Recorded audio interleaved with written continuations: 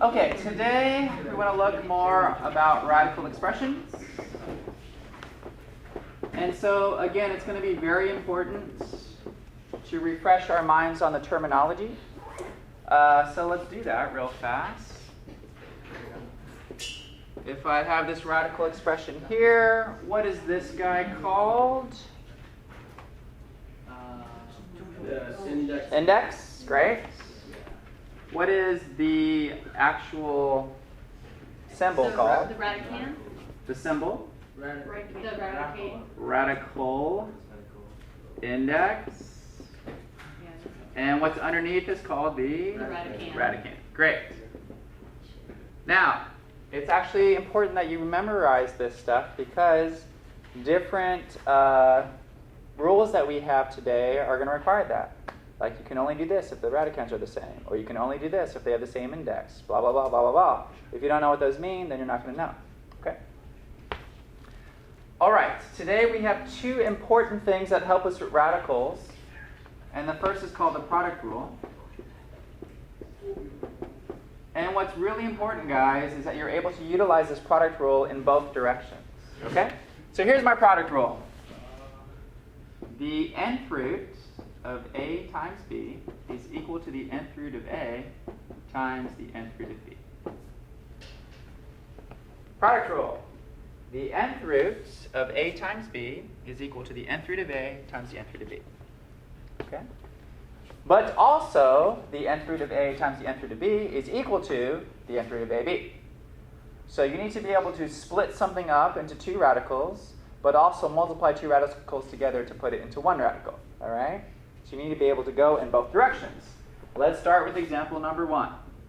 I would like to simplify the square root of 52.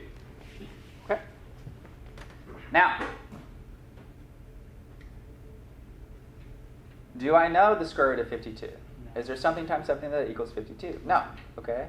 So what I need to do is see if there's any perfect squares inside of 52 that I could break this down into two factors. Okay? So give me some perfect squares. Do we know any perfect squares? How do I get perfect squares? 1 squared is 1, that's a perfect square. 2 squared is 4, that's a perfect square. 3 squared is 9, right? I can make a list of perfect squares really quickly.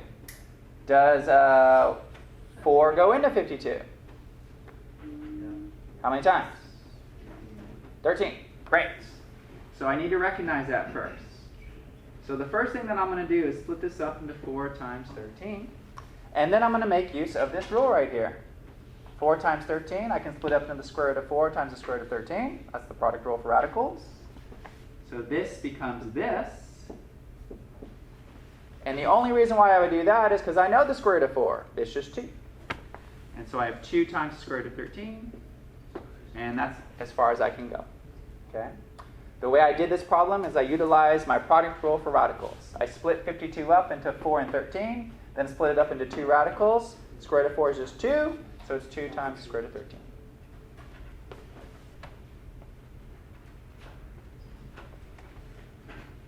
All right, here would be a perfect example of using this same rule, but going in the other direction.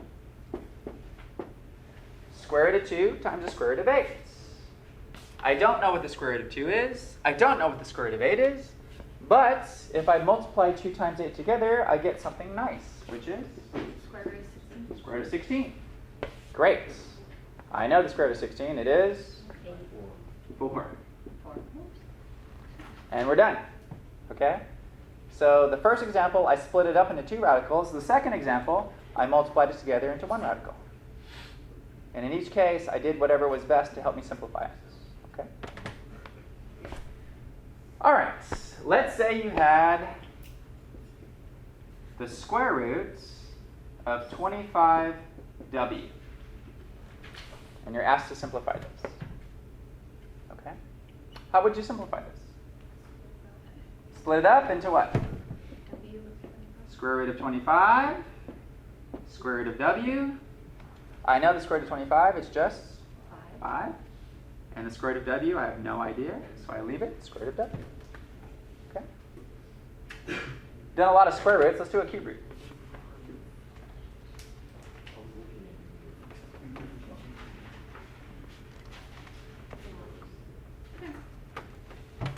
How about this one? Cube root of 81. Oh, wait, no. 4. All right. Perfect cubes.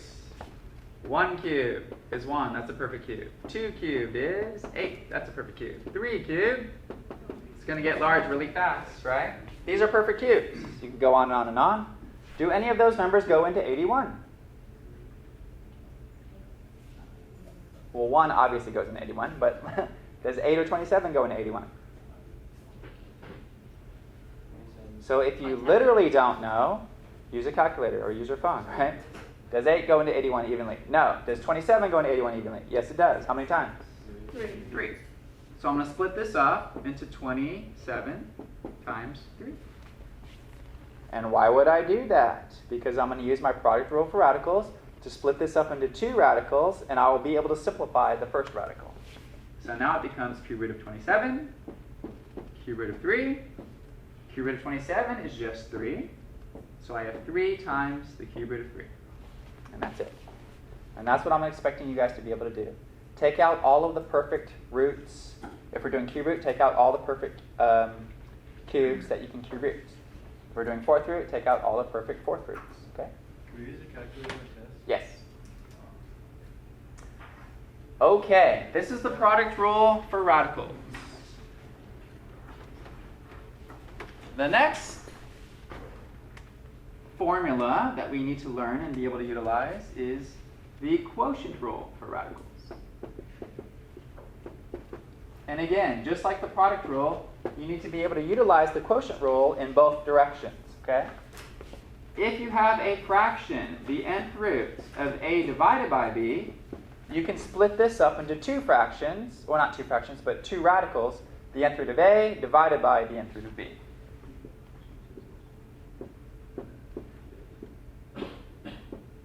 Okay?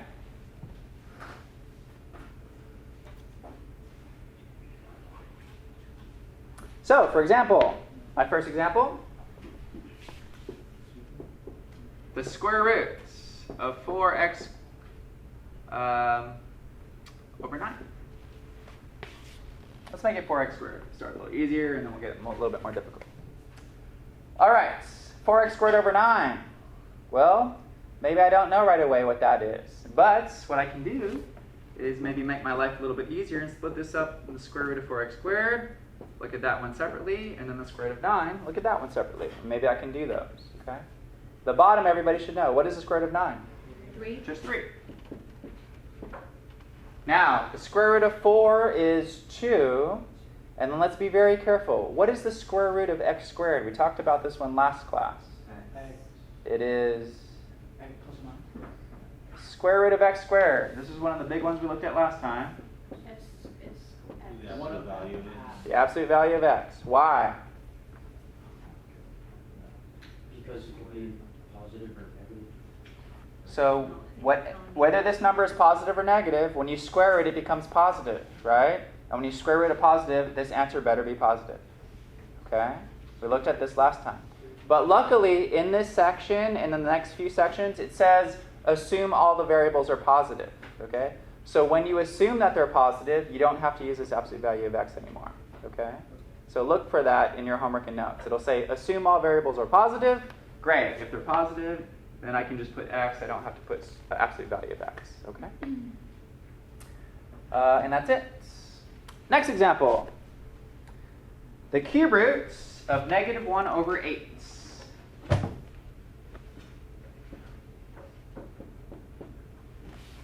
Okay.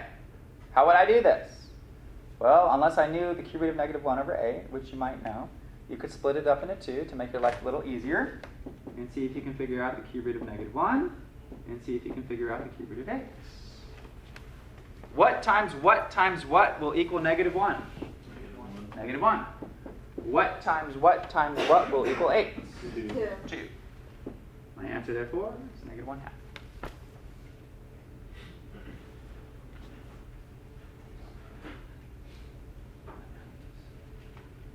Questions on this one? What about this example? Cube roots of 54 over 2.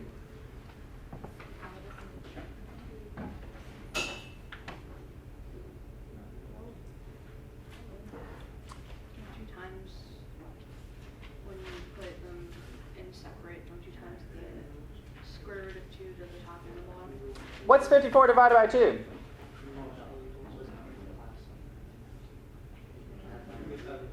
Is 27 a perfect cube? Yes. Yes. You guys see how that saves a lot of work? I know what 54 over 2 is. It's 27. The cube root of 27 is 3. Okay? So in this case, splitting it up into 2 radicals actually would not have been helpful. It would have just caused more work. Does everybody see that? Whereas 54 over 2 is just 27. Okay? All right. The next thing that I want to talk about, and this is often problematic for students, so let's get this out of the way, and that's dealing with variables inside radicals. Variables inside radicals.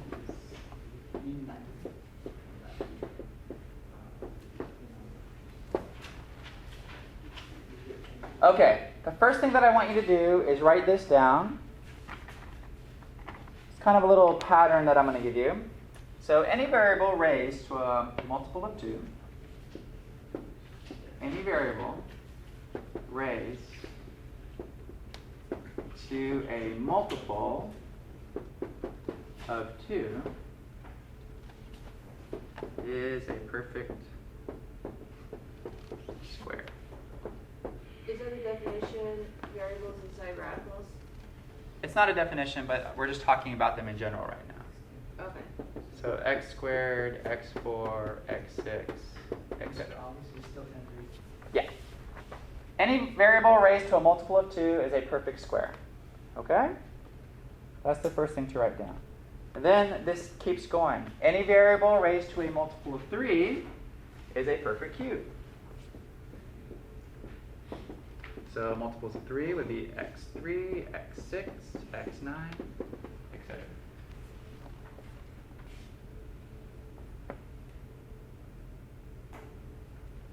Any variable raised to a multiple of 4 is a perfect fourth power. x4, x8, x12, ... Any variable raised to a multiple of 5 is a perfect fifth power. x5, x10, x15, on and on. Okay? You guys need to kind of memorize this. Anything that is a perfect power of 2 is a perfect square. Anything that is a multiple of 3 is a perfect cube. Anything that's variable raised to a multiple of 4, that's a perfect power of 4, so you can take the fourth root of that. Okay? Can there be more than one? Or do you have 6x on a perfect square and for cube you have 6x? Yeah. So for example, x to the 6th, that's a perfect square. What times what is equal to x to the 6th?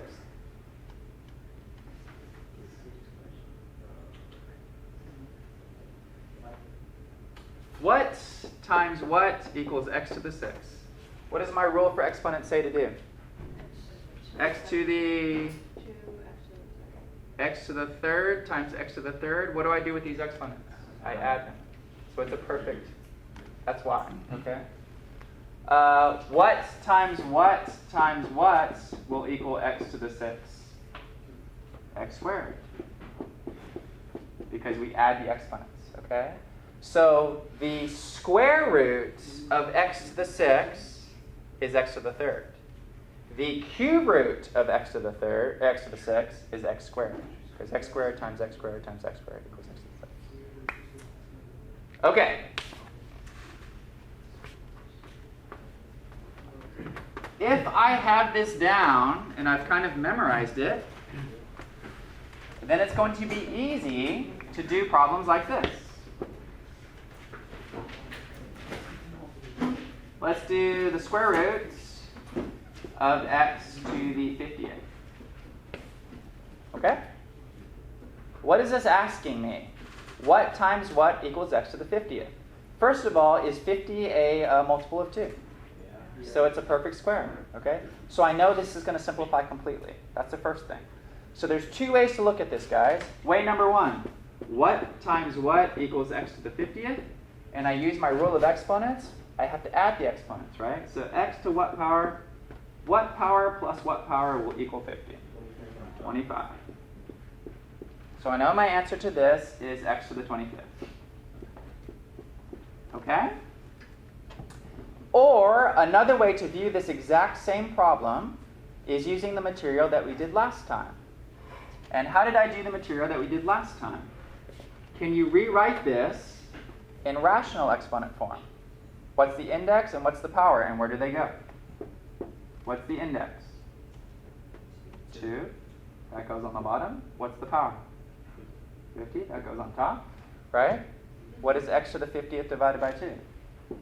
X to the 25th. Okay? So it works both ways, using your rules of exponents, or just remember you have to have this memorized going from radical form to rational exponent form. Okay? Okay, great. Now, here comes the hard parts. In this section, they are going to mix and match using product rule together with simplifying. Okay? So now we want to look at simplifying these radicals and how to do that. Okay? So, this little next section, we want to talk about simplifying. Example number 1. The square roots of 20x to the 7th. Okay. Here is my method that usually works really well, so I recommend it. Okay. Here's what I would like you to do. The first step is to write it as a huge radical, and we're going to split this up into stuff that is perfect squares, stuff I know the square root of, times whatever's left over. I'm going to combine the product rule together with my knowledge on how to simplify. Okay? So let's start with the number itself first, 20. Is 20 a perfect square? No. But is there any perfect squares as a multiple inside of 20? 4 and 5. So I'm going to put 4 in the first place, because that's a perfect square. And I'm going to put 5 on the second one. 4 times 5 is 20, so I haven't changed anything. Okay? X to the 7th. Is x to the 7th a perfect square? The question is it a multiple of 2? No. 7 is not a multiple of 2. What is the highest multiple of 2 inside of 7? 4. No, inside of it, literally. 6. Right? So, here's what I do.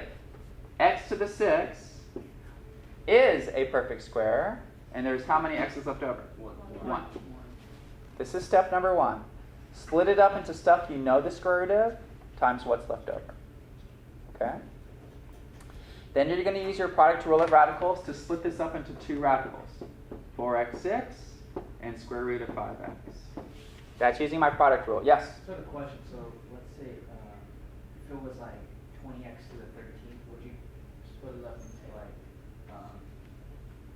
X to the 12th and x. oh, okay. All multiples of 2 are perfect squares. So, okay. Yep. And we'll do some more in a second.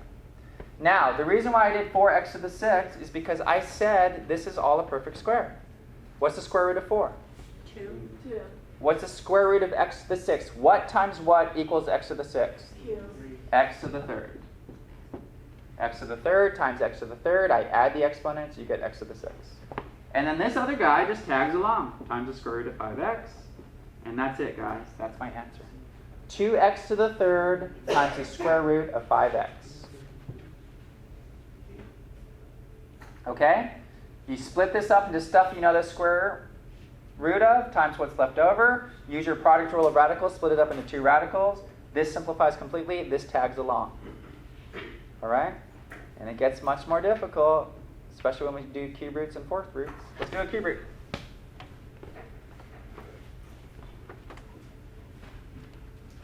Next example. Here we go. The cube roots of 81, a to the 3rd, b to the 5th, c to the 27th. All right? If you can do this problem, then you'll probably pretty much know what you're doing in this section. My first step is I'm going to split this up into a big radical, a big cube root of, stuff I know the cube root of, stuff I don't. So I'm splitting this section up into perfect cubes, this section into stuff that's left over. Okay? Do I know the cube root of 81? Is 81 a perfect cube? No, we just saw this number a few minutes ago, right? What was the highest one inside of 81? 27 is a perfect cube. 27 times what equals 81? 3. So are you with me? 27 is a perfect cube, so I put that in the first slot. Okay? All right, when we're doing perfect cubes and we're doing variables raised to powers, what type of powers are perfect cubes? Multiples of 3. So I need any multiple of 3. A to the third, is that a multiple of 3? Yes. So we'll put that completely on the first line. B to the fifth, is that a multiple of 3? No. What's the highest multiple of 3 inside of 5? 3. B to the third, how many b's are left over? 2. B squared. Great, you guys are getting this. C to the 27th, man, I don't know. Is 27 a multiple of 3? It is. Yes. So that's going to be a perfect cube. So that goes on the first line. Okay? Your next step is to split this up into 2 radicals. Put all of that first stuff in the first radical and the tag-along piece in the second radical. So you have cube roots. 27 a cubed b cubed c 27 times cube roots 3b squared. The second piece we just leave alone. It's going to tag along. The first piece is going to simplify completely. The cube root of 27 is 3. The cube root of a to the third is a. The cube root of b to the third is b. The cube root of c to the 27th. What times what times what? What times what times what? This number plus this number plus this number is going to add up to 27. It's not 3 because 3 plus 3 plus 3 equals 9. That's not anywhere close to 27. 9, 9, 9. We'll add up to 27. Okay? What is another way of doing this? The cube roots of c to the 27th. Write that as a rational exponent. What does it look like in rational exponent form? C to the 27 over 3. What is 27 over 3? 9. Okay? Make sure you're absolutely good at both directions. Great. Times the cube roots of 3b squared. And that's it, guys. A lot of stuff is happening there in simplifying radicals. You have to be really, really good at this. Okay? Here's stuff I know. Here's stuff that's left over. Leftover stuff's just going to tag along. First part I need to simplify completely. All right, let's do another one. Let's bump it up to the 4th power. Let's do 4th roots.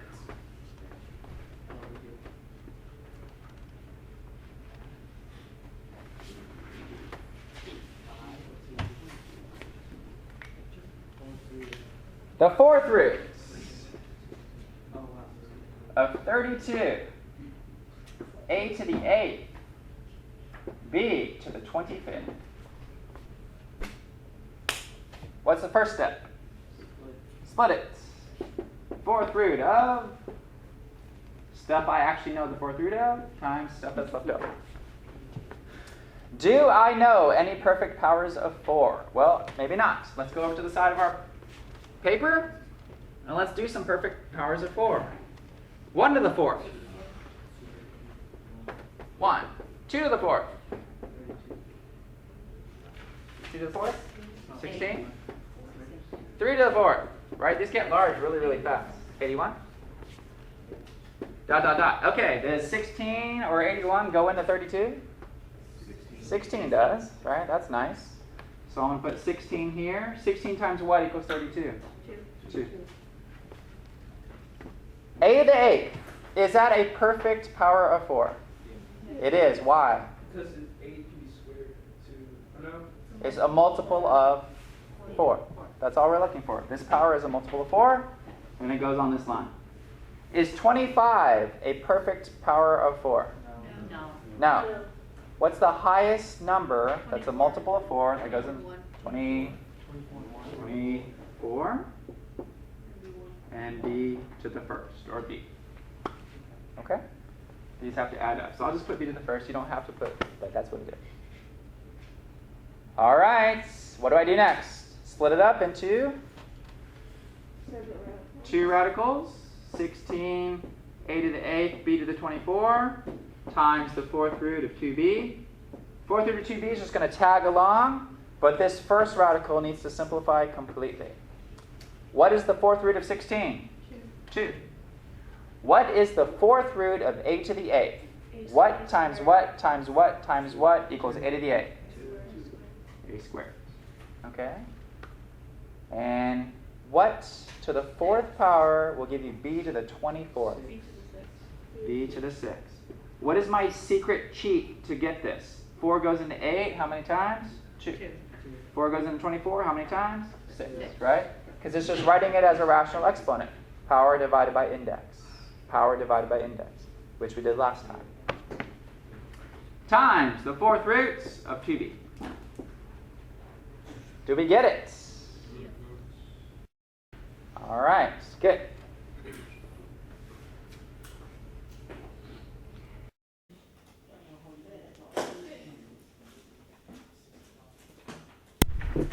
Okay, operations with radicals.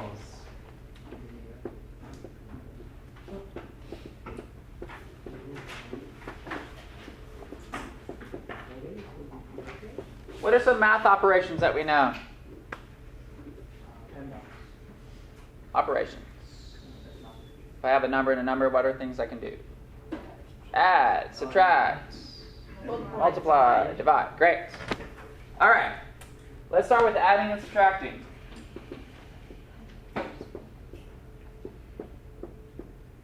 And again, here's where terminology comes in, guys.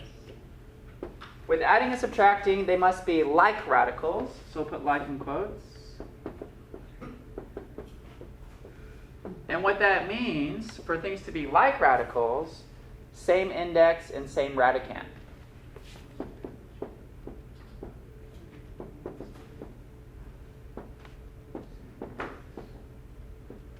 So, if you have the same index and same radicand, you can add those.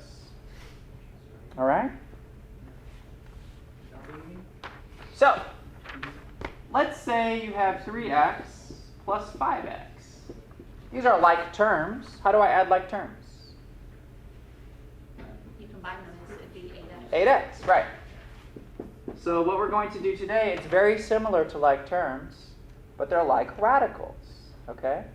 So what you're going to have, instead of 3x and 5x, is you're going to have 3 times the square root of x plus 5 times the square root of x.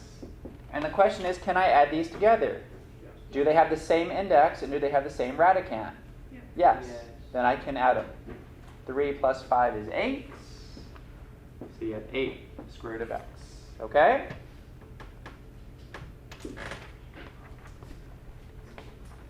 All right, next example.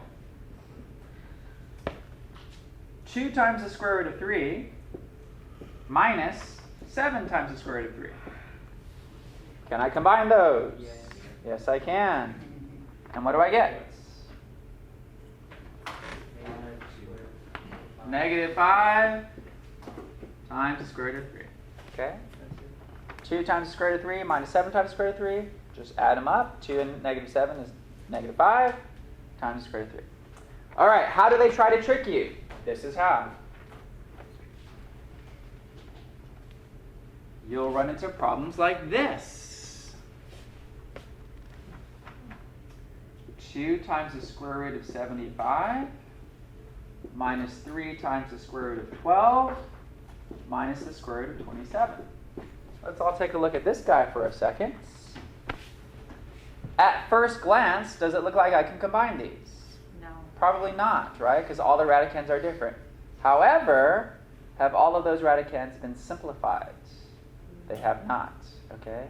So we need to simplify first, and then maybe after simplifying it, you'll find that yes, indeed, you can combine these. All right? Well, how do I simplify something? Well, that's just what we did 30 minutes on a little while ago. So simplify each radical, and then let's see if we can combine these, okay? Let's work through this one together. The square root of 75, are there any perfect squares inside of 75? 25. So is everybody all cool if I just go ahead and do that as a product rule right away? 25 times 3, I'm splitting that up into 2 radicals. This is the product rule for radicals, okay?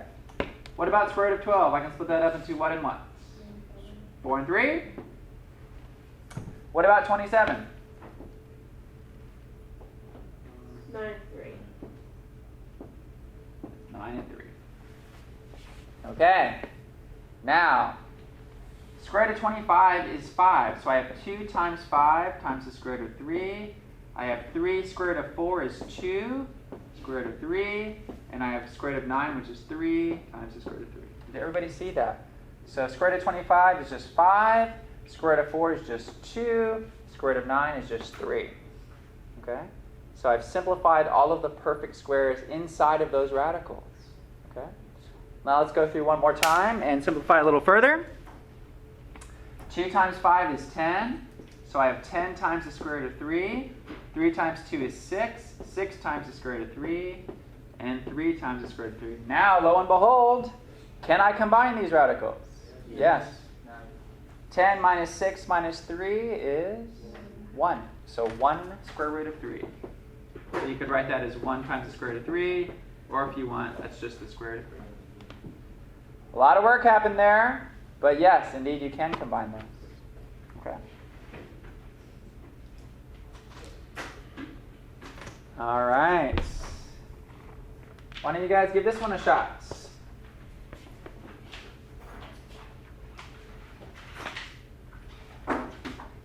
The square root of 12 plus 5 square root of 3 plus the square root of 24 minus 2 root 6. My goodness. 4 terms. 2 of them appear to be simplified already, but 2 of them still need to be simplified, okay? So your job, simplify all 4, see if anyone's are like radicals, and combine them. Go ahead. See if you can get it done.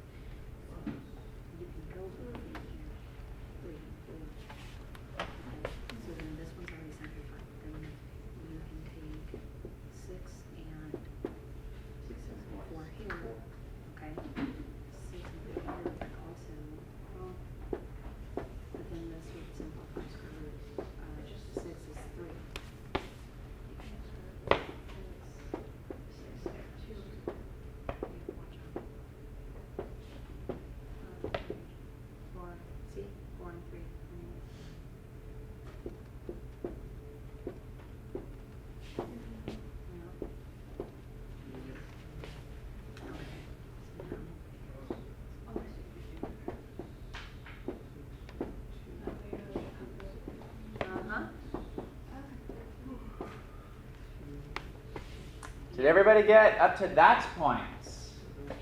So the 2 that we could simplify are square root of 12 and square root of 24.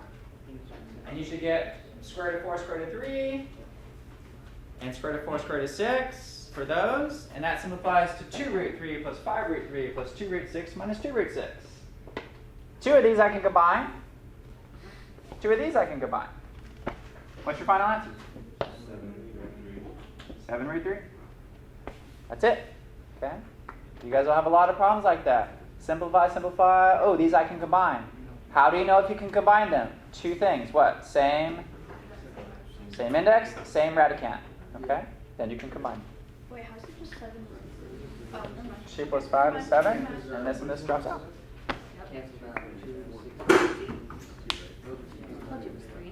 Okay. Adding and subtracting is finished. Next is multiplying. Well, we've already looked at multiplying a little bit with the product rule for radicals. Okay? So let's look at multiplying a little bit more in depth.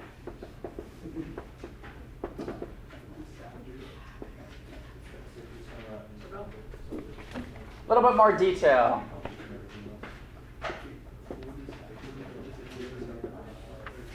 To multiply radicals, you need the same index.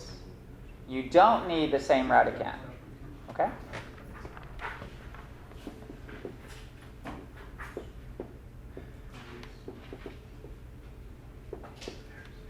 Can I multiply square root of 2 times square root of 6?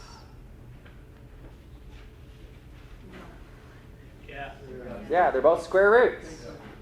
What is it? Square root of 12. Is that my final answer? No. Because I can split that up by the product rule. Square root of 4, square root of 3. So 2 times the square root of 3. Does everybody understand that? So we can combine, but then we still have to simplify.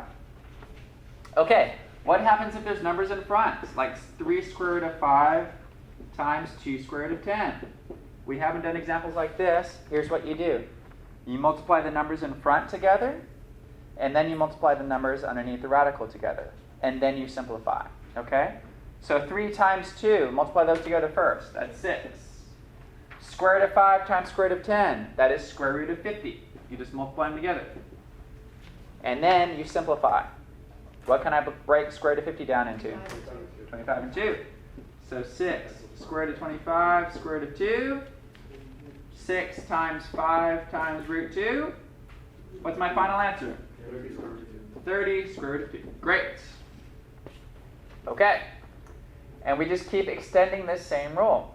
So we can use FOIL, we can do distributive property, it just keeps going on and on. Let's do a couple of those.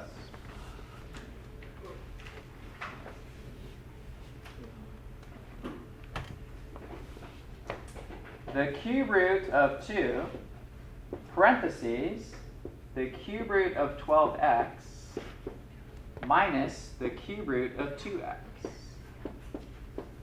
Okay, I'm multiplying here, and this is a distributive problem, right? This times this minus this times this. And then you have to show me that you know how to multiply radicals. They're all cube roots, so you can multiply them together. You just need the same index to multiply. Okay? Cube root of 2 times the cube root of 12x is the cube root of 24x. The cube root of 2 times the cube root of 2x is the cube root of 4x. Now, I need to simplify each one, and then maybe I can combine them after that. Maybe not. We don't know. But there is a perfect cube inside of 24, and that is what? Perfect cube. What times what times what? 8. 8. Okay, I'm glad we're randomly guessing, but 8 would be correct. The cube root of 8 times the cube root of 3x minus the cube root of 4x. The cube root of 8 is 2, because 2 times 2 times 2 equals 8. Guys, please spend extra time on cube root and fourth roots. Everyone seems to get square roots pretty quickly, but the cube root and fourth root and fifth root and anything higher gets a little tricky sometimes. So this is 2 times the cube root of 3x minus the cube root of 4x. Am I allowed to combine these together? No. Why not? Not the same radicand, right? Same index, but not the same radicand. So that's it. Just leave it. All right. Then you're going to have stuff where you actually have to FOIL.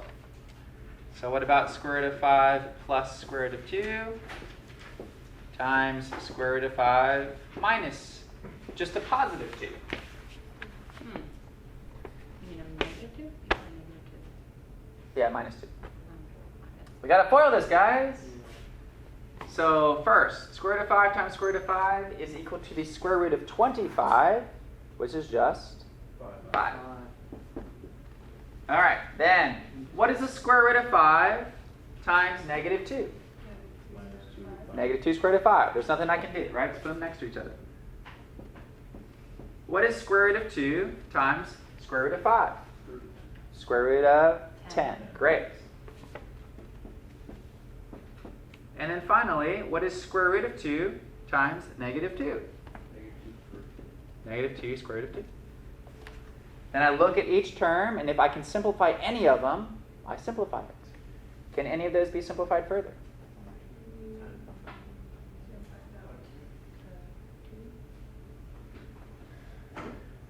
No, right? If there was a perfect square inside of 10, we could simplify it, but there's not. Okay, so that's the best we can do. It's ugly, but that's it. All right. One last thing with multiplying.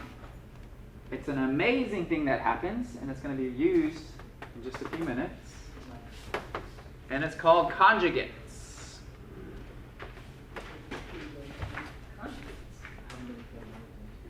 Conjugates. Conjugates. Okay.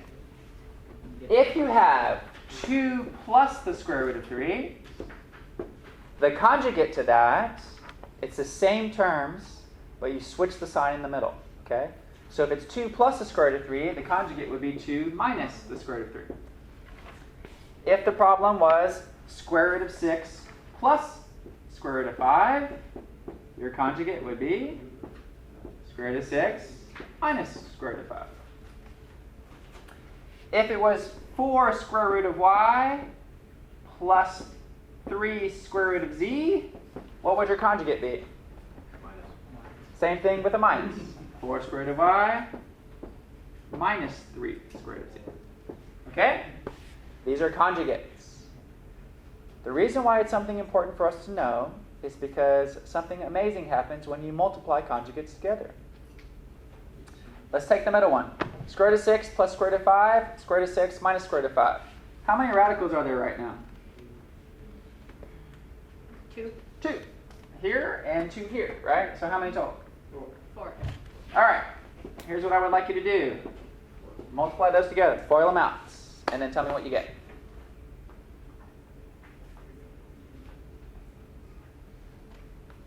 Everybody FOIL this out for me real fast, and then tell me what your answer is.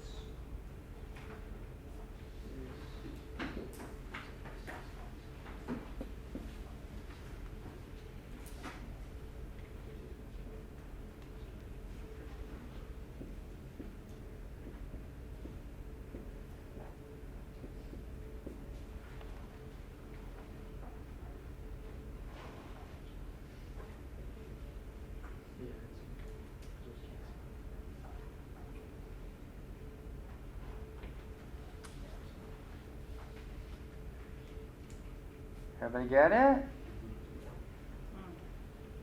Comes out to just 1.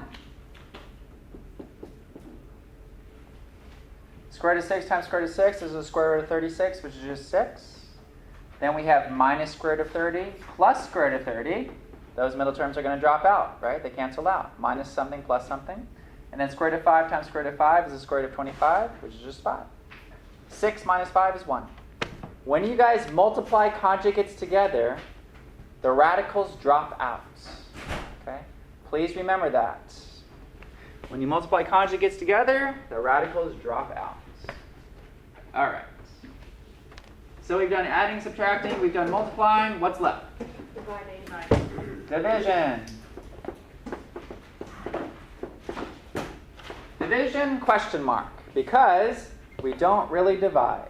What we do is called rationalize.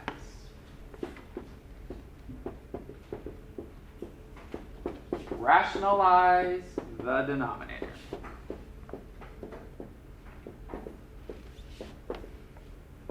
Rationalize the denominator means rewrite in such a way that you don't have radicals in the denominator anymore. That's your goal, okay? So rewrite in such a way that you don't have radicals in the denominator anymore. So rewrite with no radicals in the denominator. Okay? Let's do some examples. Rewrite it in such a way that you don't have radicals in the denominator anymore. Example number 1. 5 divided by the square root of 3.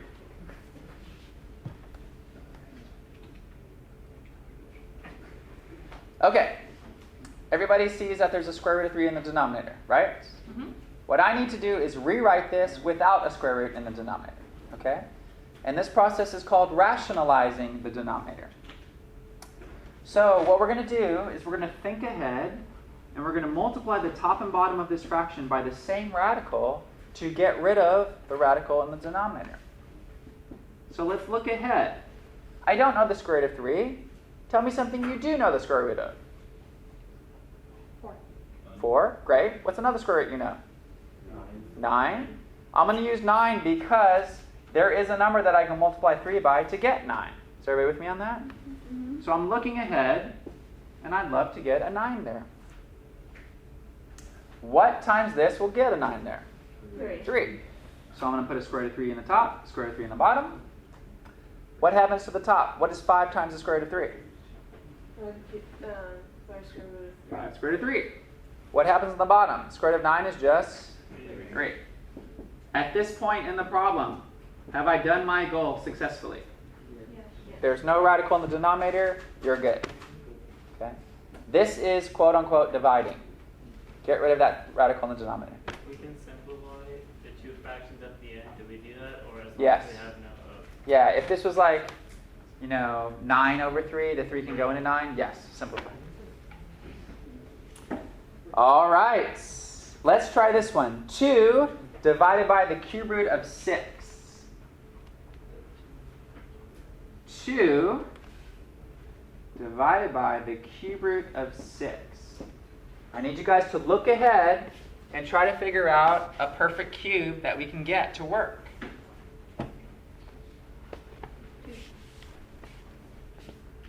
I need to multiply the top and bottom by some perfect number that's going to produce a perfect cube right here.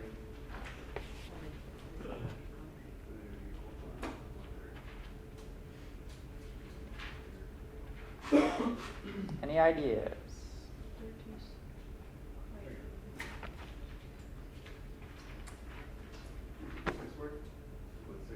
Okay, let's see. If I put a 6 here, I will get the cube root of 36. Do we know the cube root of 36? 6. Do we know the cube root of 36? Sorry. No. What about if we put a 3 and get 18? If we put a 3, we'll get 18. Do we know the cube root of 18? We do. No, it's not. 2. My bad. If you put a 2, you'll get the cube root of 12. Do we know the cube root of 12? So instead of just guessing a bunch of numbers, maybe we should look at stuff that we actually know the cube root of, right? Is everybody with me on that? How do I do that? I go to the side of my paper. 1 cube is 1. 2 cube is 8. 3 cube is 27. 4 cubed is 64. 5 cubed is 125. 6 cubed is... Use a calculator. What is it? 216. And we can go on and on and on. These are the numbers I'm looking for. Okay. Does 6 go into any of those things that I've circled over there? Yeah. Which one? 216? Okay. So sometimes we could do a little bit better with a smaller number, but it looks like it's going to be 216. Okay. So if my goal is 216, then what has to go right here? 36. And I would not know that until I was looking ahead to see what my goal is, right? It's not a matter of just guessing numbers. You have to know perfect cubes so you can get a perfect cube. Okay? 6 times 36 gives me 216. So I need to figure out what I have to multiply by to get that number. Okay? All right, in the top, I get 2 cube root of 36. And the bottom, I just get 6. Okay, now, can that be simplified further? 2 goes into 6, how many times? 3. So now I have cube root of 36 divided by 3. Now the question is there anything inside of 36 that is a perfect cube? Does 8 go into it?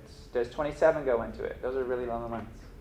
Do either of those go into 36? 6 times 6 is 36. Right, and I'm asking you, does 8 go into 36 or does 27 go into 36? No. Again, this is not square root, guys. Everyone's great at square roots. You guys are doing awesome. But cube roots and fourth roots is a little bit more difficult. Okay? So that's my final answer. Cube root of 36 divided by 3. Okay.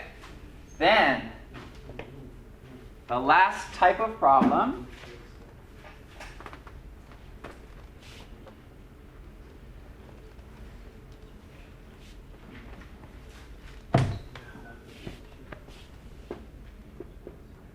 The square root of 7 plus 5 over the square root of 7 minus the square root of 2.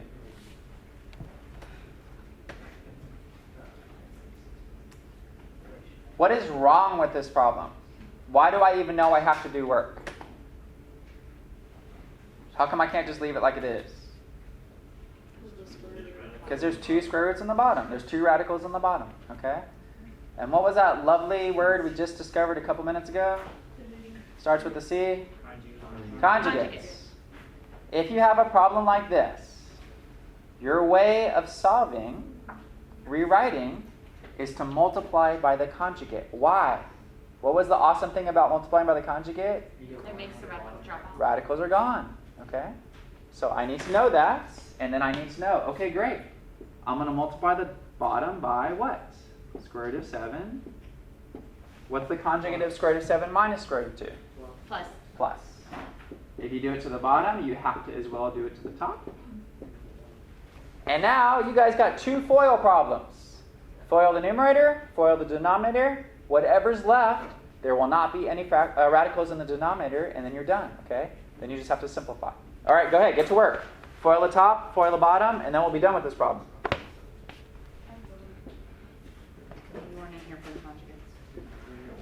Look, On the bottom. if you have a conjugate, okay, You know?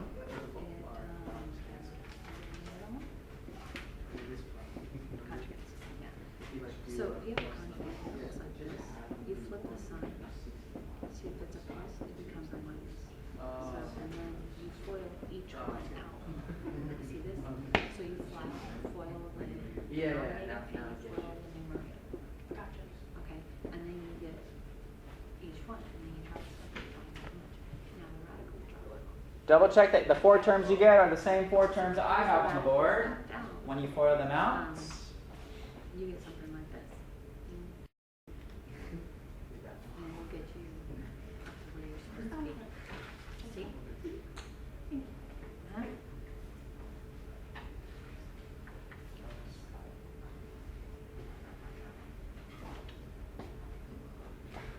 square root of 7 times square root of 7 is 7. Square root of 7 times square root of 2 is square root of 14. 5 times the square root of 7 is just 5 square root of 7. 5 times square root of 2 is just 5 square root of 2. That's it for the top. In the bottom, square root of 7 times square root of 7 is square root of 49, which is just 7. Square root of 7 times square root of 2 is the square root of 14. Negative square root of 2 times square root of 7 is negative square root of 14. Notice that that's going to drop out. Square root of 2 times square root of 2 is the square root of 4, which is just 2. In the bottom, the square roots drop out, and you have 7 minus 2, which is just 5. So the whole bottom just becomes 5. That was our goal, guys. No radicals in the denominator. Good, we did that. Now let's look at the top and see if there's anything we can simplify. 7 we can't do anything with. Square root of 14, is there anything inside of square root of 14? 5 square root of 7? We cross out the 5s. Nope. Why not?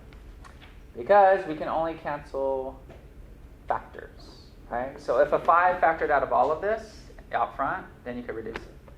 But you can't. Okay? That's my answer. Questions? We added and subtracted, we multiplied, and we quote-unquote divided, which means rationalized. Okay? A lot of stuff going on.